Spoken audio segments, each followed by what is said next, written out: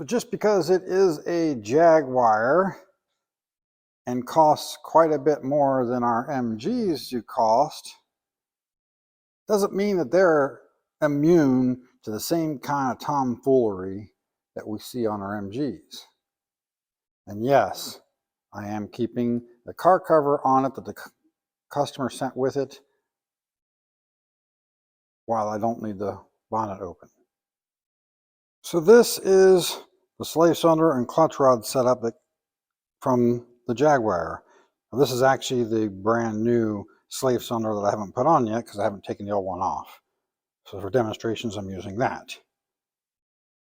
So there's supposed to be a pin that goes through this joint here that allows it to float, and there's even a bushing in there. But what it had in there instead was this bolt with this nylock. And even though they had a nylock on it, they cranked this thing down really tightly. So what ended up happening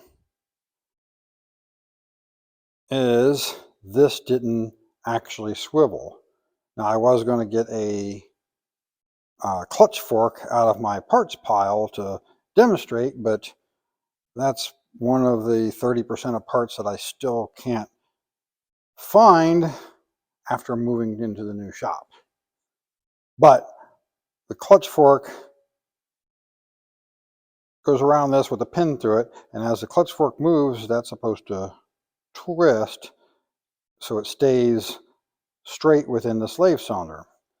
But with that cranked down really tight, it didn't. So it just would do this, which put a lot of side pressure onto the piston within the slave cylinder. And it's probably why the slave cylinder is actually leaking, because it doesn't look terribly old. But the other thing it did was it broke the adjustment rod. Now it was still keyed together and operating. It hadn't fallen out or anything, but it was broken. And currently, while I can get the one style pin right now, the earlier style, which is on the way, I cannot get this adjustment rod right now. They're unavailable. So I decided to make one. Now there's two ways we can make them. One, you can get a piece of rod, cut the right length, and then thread the end of it with a die. But I've always had trouble getting a die to thread and actually stay straight. I always want to go at an ever so slight angle if you don't have a good setup like a mill or using a lathe or something like that. So next option, get yourself a long bolt. This isn't long enough, but that's about the right length. Cut the head off of it like I did here. And what I did was, this is a grade 8 bolt, so it'll actually be a little stronger than a piece of 5/16 rod would have been. So cut the head off of it, round it off to look just like the one we took off. But one of the other problems we have with using a bolt is the threads aren't long enough. They only give you 1 inch of thread.